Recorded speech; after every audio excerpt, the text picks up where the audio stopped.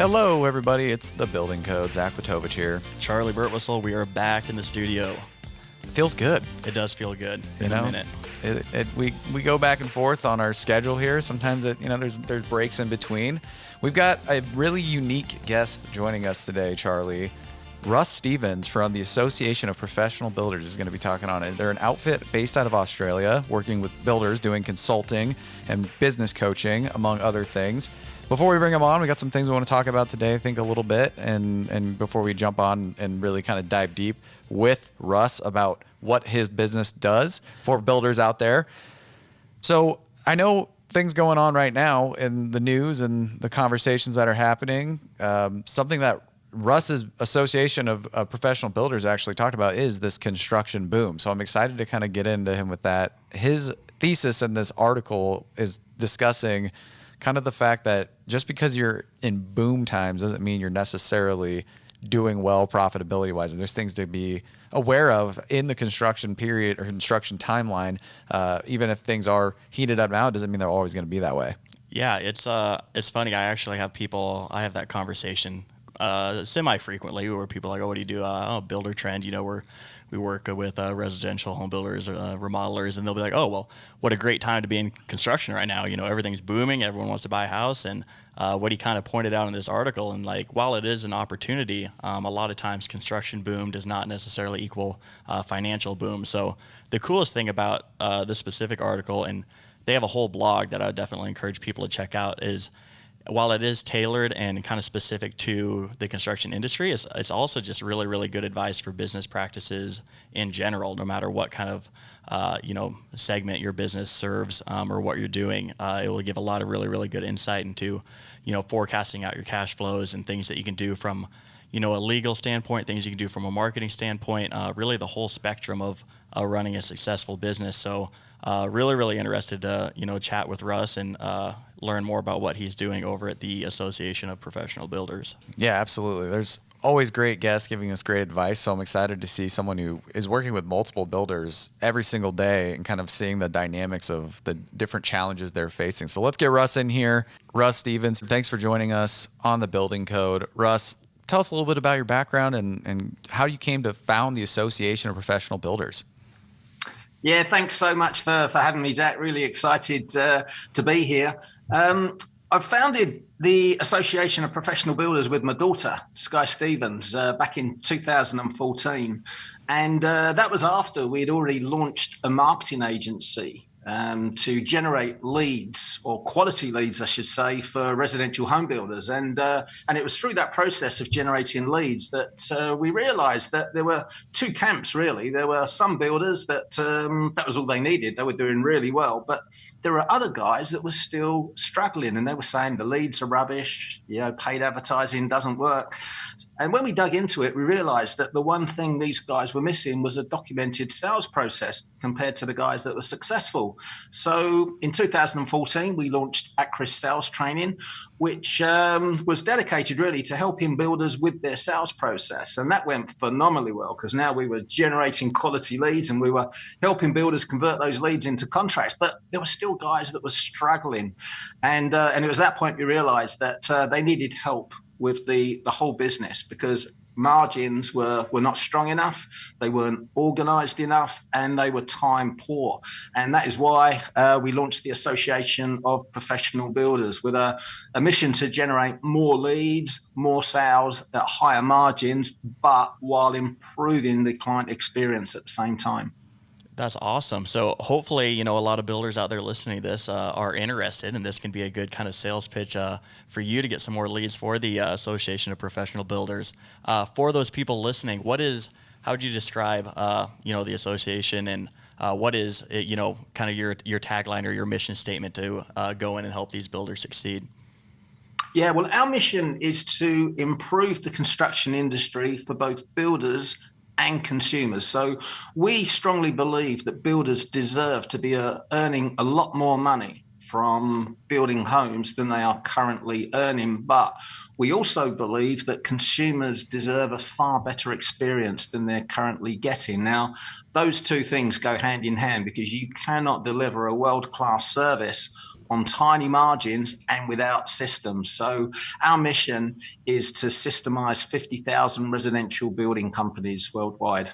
50,000? 50,000. That's a large goal. That's a big, hairy, audacious goal. So where are you at now, if you don't mind me asking? Who are your members? We've just crossed 500 members. So we are on the lower steps of the journey, but growing fast. I was going to say, for how new you are, that's a pretty solid, chunk of builders to be working with already. So you guys are headquartered in Australia, is that correct? That's correct. Yes, we started in Australia, and we've been operating across the US and Canada for the last 3 or 4 years now, to the extent that we now have coaches in both Texas and Canada, and also we have membership support staff across the US as well. That's really interesting. So when you are kind of going out and courting builders, as far as the practices you preach and what you're really trying to get them to buy into, what's that process look like to get them into your network and onboarded, and what is that experience like for someone who's maybe interested in kind of learning more about what you guys do? Yeah, that's a great question, because this is where we really walk the talk. Because what we find is there's not a lot of builders Googling business coaching or looking for help in their business, because they just don't realize this level of support and assistance actually exists. So the strategy that we use is content marketing strategy, which really came about 15 years ago when the internet went mainstream and the whole sales and marketing process was turned on its head. And at that point, or from that point, consumers became more and more informed. And now, whether it's the Association of Professional Builders or Buildertrend or a custom home builder, clients are more informed and knowledgeable than they have ever been in the history of time. And that's because they do their research online before ever speaking to a salesperson. So the way to deal with that situation is to use content, because you want to be the provider of information when the prospect is doing their research. And this is what we do at the Association of Professional Builders. We put a lot of information out there in the form of blog articles and videos. And this is what we teach builders to do as well, not to advertise their building company, but to put good quality information out into the marketplace so that they become the expert in their field. Yeah, I feel like, just listening to you talk, I mean, Zach and I were both kind of like nodding our heads. I feel like there's a lot of parallels in your guys' sales pitch and mission to Buildertrend. It's like there is a better way out there. The builders that we work with are really, really, really good at what they do. So sometimes, they don't realize that there's better processes out there. You can adopt technology, you can, adopt business coaching and become more profitable. So I feel like there's a ton of similarities into kind of like what you're preaching and what we see as in our day-to-day here at Buildertrend. Yeah, 100%. In some ways, it's never been easier to run a residential building company when you have tools like Buildertrend, which simply weren't around 12 years ago. So it's made it easier, but then again, it's never been harder because competition has become even more intense. So we have to continually raise the bar and over deliver to the consumers to stay one step ahead. And you've got to have tools like Buildertrend in your toolbox in order to be able to do that. Is there a business profile that you look for as someone who's a good fit for your services? Are they already using software and they're looking to enhance their usage of it? Or are you taking in builders who they're on pen and paper in the back of their truck just trying to figure out how to job cost? Yeah, it's interesting. We target builders between the ages of 25 and 55. Okay. Typically below 25. They haven't really started, but we do welcome builders that are just starting a building company. And we get a lot of guys come to us that I'm about to start. I'm going to join you later. It's no, you need to start now before you actually start this company. But the reason we don't disqualify people for being too old. I would have disqualified myself, but but we don't target builders over the age of 55. And the reason for that is these guys have just spent the last 30 years doing building or running their building company in a certain way. And they simply don't believe that the margins we talk about are possible. And in the early days, this was a real challenge when we didn't have the proof behind us, because we talk about 10% net margin. We talk about 33% markup, which is a 25% gross margin on new homes, and even higher for remodeling jobs. And a lot of builders find that very hard to accept, because in their mind, the game's hard and it's just a joke if you think you can charge those sort of margins. But now that we have the proof, because of not only our 500 members, but we work privately with over 100 building companies across 5 countries. So we have all their data.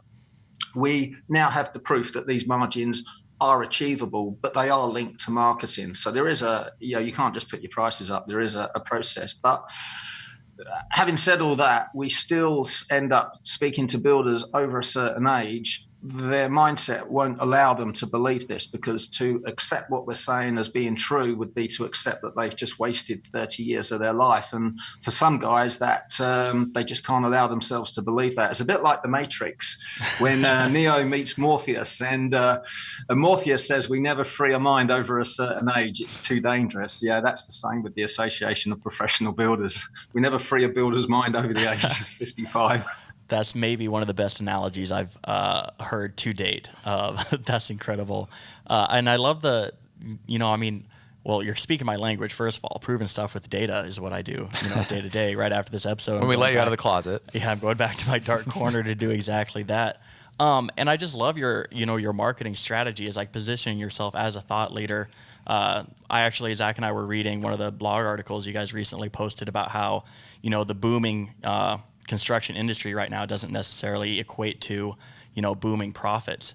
Is that something that, a lot of people have misconceptions about? And is that another one of those things that you're just like trying to, teach people more than what may, appear obvious on the offset? 100%. It's a big myth in our industry, isn't it? Because too many people focus on cash flow, and I'm constantly at odds with the saying that cash is king. At the Association of Professional Builders, where we say cash is king, but it's profit that wears the trousers in this industry. It really is all about profit, because it will bite you sooner or later. And I know you guys are well aware of the work in progress calculation, the hidden liability that sits in a new home builder's account. That is one of the most dangerous figures. Dangerous if you're not aware of it. It will bite you. And this is what we see potentially unfold in 2022. We're already starting to see it unfold to a certain extent, simply because of the supply chain issues causing delays, causing cash flow problems, already causing a lot of building companies to fall over. But it's going to get a lot worse in 2022. But we do have this misconception that when things are busy, builders are doing well and they're earning lots of money. And the truth is, builders earn less in a boom than in a downturn. And that's simply because they work on fixed price contracts. Prices go up. Delays increase their fixed costs, which increases the fixed cost to revenue ratio, which again reduces their net profit. So it's not good for building companies in boom times. They're under a lot of pressure. They need a lot of systems, a lot of organization to make sure they stay on top of it. That's really great insight. So in your opinion, it's better to focus in on the forecasted work in progress, see what is actually coming and staying ahead of it, rather than focusing on the individual job by job, like cash flow that we hear all the time here at Buildertrend. Yeah, cash is nice, but in all honesty, if you're running a new home building company, if you look after the profit, the cash will look after itself. New home building companies that were organized and that are running properly will always generate excess cash. Building new homes is cash flow positive. That is the bottom line. So if you're running a new home building company and you are experiencing cash flow challenges, you have bigger problems under the surface, and that work in progress accounting adjustment is one figure that you really do need to be looking at. Yeah, and you, in the article I mentioned previously, I know you guys highlighted some things that builders can be doing to stay cautious, or I guess stay effective during a boom. So we'll definitely link that in our show notes to make sure anybody that wants to there, can go out and read that and inform themselves. What would you say is probably like the biggest hurdle in residential construction right now? Is it kind of the supply chain and the high demand right now, or what have you guys been seeing across your customers? Yeah, that is really interesting because we're seeing two different problems at the moment in Australia to the US. Now, in Australia, with the lockdowns that have been happening, and New Zealand as well, Australia and New Zealand, the lockdowns have really hurt the builders' ability to keep jobs moving, which is really hurting their cash flow. So cash flow is probably top of mind for the builders in Australia and New Zealand. However, in the US, we're not having the same kind of feedback in relation to cash flow, but it is all about margins. Builders in the US have been concerned about their margins, and that has risen over the last 3 months to be the number one topic. But that's not to say builders in Australia and New Zealand are not having problems with their margins either. It's just being masked. They're more focused on the cash. But once the jobs start flowing again, I think they're going to realise that their margins have been well and truly hammered. The underlying margins I'm talking about. What's your advice on how to tackle these challenges, and what can a builder really do to help, mitigate those net margins being reduced unexpectedly? There's a few things that the builders need to be all across right now. And number one is communication. They've got to be over communicating with both their clients, their subcontractors, and their suppliers, because we have a tendency to sugarcoat things, to look for best case scenarios, to kind of deal with the situation as it unfolds. But really, when it comes to clients, you've got to give them an honest appraisal of how you see the next 3 to 6 months panning out, so that they're fully informed and they can make better decisions. And don't sugarcoat it.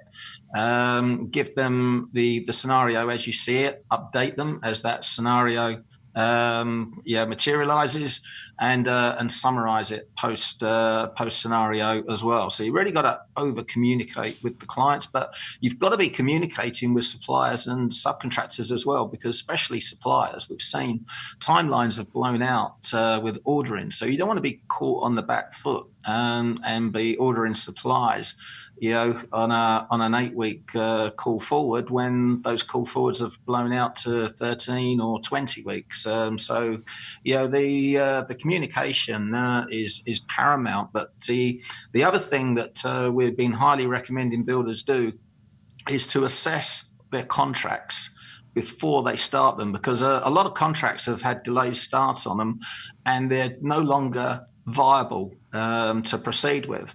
And again, we're seeing two very different scenarios in the US compared to Australia. In the US, the NAHB have been fantastic in their support of builders in terms of cost escalations and the way they've stood behind builders. But it's not so much the case in Australia, where builders are being told to proceed regardless with fixed price contracts that are no longer profitable, which is something that we don't agree with at the Association of Professional Builders.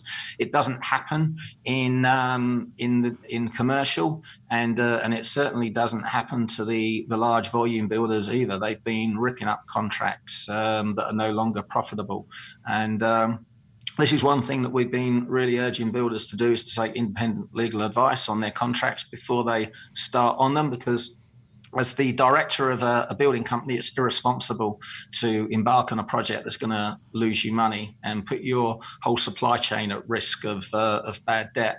And the other thing is they've got to be monitoring their jobs all the way through the build. Now, typically, our best practice is to analyze every job every month in terms of the gross margin, and that can be simply done inside Buildertrend using the estimating and the budgeting features to look at the revised budget to build and record that margin, because when you record that margin month on month, you will spot a trend. However, the situation that we found ourselves in the last 6 months, those margins are moving faster than ever. So we've been recommending builders to do this exercise weekly. It's a little bit of work, but it puts your margins top of mind, and it really does help you spot a situation where your gross margin is declining to a point that a job's no longer going to become profitable. And what it does is it encourages builders to protect their margins and charge adequately for the variations and for cost escalations that are taking place. And finally, it's all about cash flow and looking ahead. So looking at your job schedule, in a tool like Buildertrend, and forecasting your cash flow based on those stage claims, and being realistic about that. We've seen delays from financial institutions insofar as paying out. Build those delays into your forecast. Don't look at completion day as being the date the cash is coming in. If that money is coming in 14 or 21 days after the stage, that is what you put into your forecast. Be realistic. Now, that was amazing. Thank you for explaining all that and kind of what challenges are out there and ways to avoid it. My next question is, do you see and the lumber futures have been going down. It seems like maybe the supply chain is starting to stabilize or normalize for certain things. Does the advice you just gave ring true regardless of these, waves of, unprecedented times when it comes to supply chain? Yes, well, what we saw, and the US led the way on this back in August last year, we were seeing a lot of our members were talking about inserting allowances for lumber. And at that time, they were actually giving the consumer two choices, to accept an allowance for the lumber because they could kind of see what was coming, or to accept a 5% fixed increase. And all the clients at that time were opting for the allowance because they didn't believe lumber was going to increase by as much as 5%, which seems crazy now. But the builders in the US were very proactive in this respect, and they continue to be. They're protecting their downside by having allowances. So we don't know what's going to happen with the spot price of lumber, because yes, although the futures price has declined, we haven't really seen that really roll out in the current supplies. Man, I feel like in the past 10 minutes you've been talking, have gotten infinitely smarter. I'm currently. Do you just take on random people to learn from you? Like we just, you train us I'll up. Follow you around for a while. How long, when you sign a new customer, obviously everything that you're talking about are things that you want to help them implement in their business and in their practice. How long do you typically work with them? Or I guess what's this life cycle of you taking on a new client and implementing these, changes that you're talking about into their business? Yeah, a lot of builders, we have an initial plan when a builder joins the Association of Professional Builders, and we have levels, starting at level 0, which is just filling in your KPIs, which, that can be quite a challenge just to get the data recorded. Yeah, that's where I'm at right now, is I'm level 0. So let's level me up here. Better information leads to better decisions, but we go right up to level 10. But we've got builders still working with us privately that joined back in 2014. Some have even left for a break to go on their own and found themselves veering off course slightly and have come back into the fold. And they say to us they just feel like they're back, they're home when they come back. So it is an ongoing process because. Although we do have a very structured program which adapts to where a particular building company is and where they want to go. But as building companies grow, and we've worked with building companies that came to us when they were doing 2 or 3 million, they're now doing 50 or 60 million and looking to top the 100 million mark. But there's always more to learn, and I guess the one thing that we've learned over the years is that when a building company comes to us doing 60 million, they are typically less systemized than a building company doing 6 million, which just blows our mind. Interesting. Why do you think that is?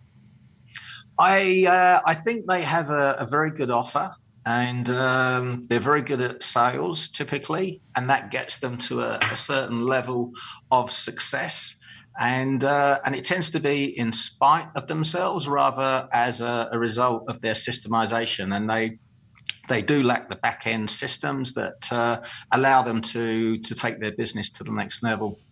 Yeah, and how much of it was they grew so quick, and they never really needed to or had the opportunity to put the systems in place. It just kept growing and growing.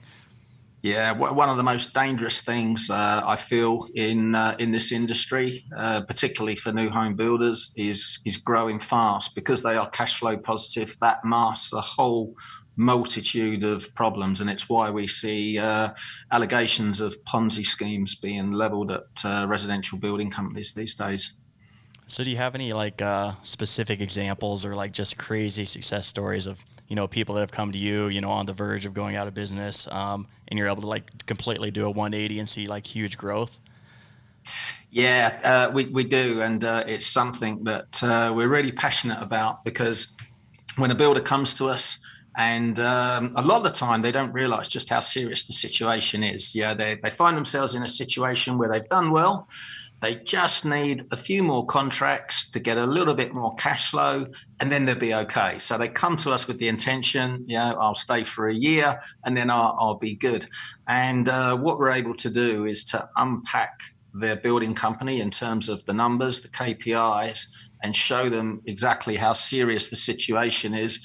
And in a lot of cases, these building companies, although everything appeared very rosy on the outside, they've been seriously underwater. They might have had some money in the bank at one point, but really that was just masking the problems below. So we've been able to work with those guys because they've had cash flow. They've come to us early enough that we've been able to turn them around. And you'll see it on the success stories that we have on our website. The amount of builders that openly say they were looking to leave the industry. It's a very hard thing to do. Yeah, it's easy to get into building homes, but it's very hard to close a company down. And yeah, we have a lot of guys openly talking about how they were looking to leave the industry, and now they've in some cases they've 10x their companies, and they're working less and living the life that really what they signed up to live in the first place. Well, this has all been fantastic, Russ. For any of our listeners out there that want to learn more about your company, what's the best place to go find you guys? Your website? A quick Google search of the Association of Professional Builders will take builders to our website, where they can watch a demo. They can have a look on the inside, what happens behind the scenes of the Association of Professional Builders. We've also launched a new book as well called Professional Builders Secrets. So I would urge any builder that's looking to grow their building company safely and securely to order that on Amazon, because that contains a lot of information these guys need to know about marketing, sales, and growing their margins. Yeah, any builder or any podcast host, hypothetically, Charley, you're gonna get a couple sales from Charley.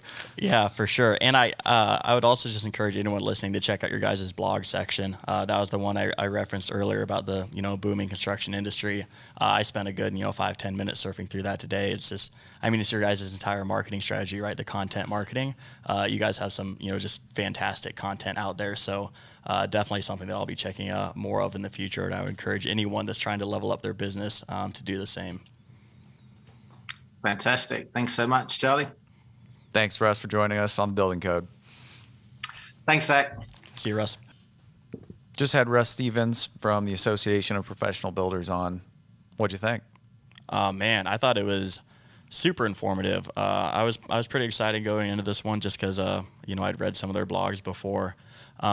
But yeah, I was really happy with how he was able to kind of get into the weeds and offer up some free advice.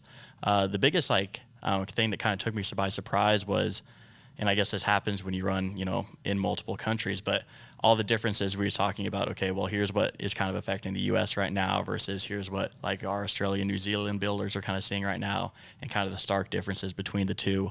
I thought that was really interesting, in how him and his business are able to account for that and coach people through that. Kind of no matter what the obstacle is, they're they're there to, improve the process and help builders become more profitable. There's a lot of elements in running a construction company that obviously have a lot of nuance to them, from the sales side, getting into a software, managing your staff, making sure your financials are tight. It's difficult. And so these businesses that are starting to become more and more common, being able to go to someone who's an expert in the field and get additional advice to make sure you're hitting your margins at a more profitable, hitting your margins at a higher rate, and really kind of running your business in a better way. I thought that was really, really great to hear kind of what is out there in the market for people to go explore and learn about these third parties that can help you get better as a construction company. Right. The Better Way plug podcast that you also run. People should definitely go check that out if they want more insights into running their business, specifically with Buildertrend. I also thought that it was really interesting when he talked about a lot of times the biggest pain point in their sales process is people don't believe that margins can be that high. What a good problem to have, right? It's no, trust me, this is where we can get you to. I thought that was really, really interesting that some people are just they don't go with the Association of Professional Builders because they don't believe that they can be that successful. Yeah, and he talked about the concept of fixed fee contracts as well. And I think for a lot of our builders, that is kind of the traditional way that you'd build a house, where you have just kind of a set time frame and amount that you're charging, kind of progressing throughout the project, but you're actually setting yourself up for potential issues where what happens if the cost of materials raise so much that what you estimated it for is no longer the actual amounts. It can be really hard to keep track of that information, let alone going to your customer and telling them, hey, I'm going to have to charge you more for it. It can be a really uncomfortable conversation. You can avoid that in your sales process by putting those escalation clauses in your contract, setting yourself up and in a position to where you're not accidentally not getting your profitability that you should be hitting because of what your terms and conditions say for something that was estimated 10 months ago, right? Right. And I thought it was pretty cool, and a lot of it was a little over my head from a product standpoint, but I wanted to ask you about it when he's talking about how you can forecast out, looking at your work in progress report and things like that. When you were on on-site consulting, was that something that you were able to help people do in Buildertrend? I know he mentioned the budget tabs, but was some of the stuff he talking about kind of resonating with some of the stuff you see when you worked with our clients? Yeah, certainly it's something that clients would like to see in program, as far as being able to forecast and really kind of get into a margin as far as operations go. All the information's there, like you said. You're looking at your budget. You're getting a real-time look at what you estimated versus your new expected or revised costs, seeing what has changed. And then from there, you'll have to do some outside work to really kind of get to the percentage of your margin. But you can certainly derive everything you need within the program to say, I hit my numbers or I'm way off, and how did that in fact impact the overall margin itself from a budget standpoint. There's a lot of things in Buildertrend that people don't fully see the potential in because they don't know the full picture. Right. In some of our other episodes, clients have talked about there's a lot to learn, or I'm still trying to figure out how I could go further. And you get to really sophisticated endpoints by getting deep into the budget. For someone like Russ, that's what he does every day. Right. So for him, it's that's the primary concern. It makes a lot of sense that he's an expert on how to get that information. But that's the value in getting a third party who is an expert and being able to get to those answers quicker, rather than what a lot of companies do, which is kind of fall into it, or over time they learn through the NHB, this is what I should be looking for. But it's a lot of networking. So it was really good to see or hear from Russ about his perspective in the construction industry. We, as always, here at the Building Code, have new exciting guests, people who are going to join us talk about these certain things. So we'd love to have you back. Join us next time. I'm Zach Witovich. I'm Charlie Burtwhistle. Make sure to go out, like, comment, subscribe anywhere podcasts are available. See ya.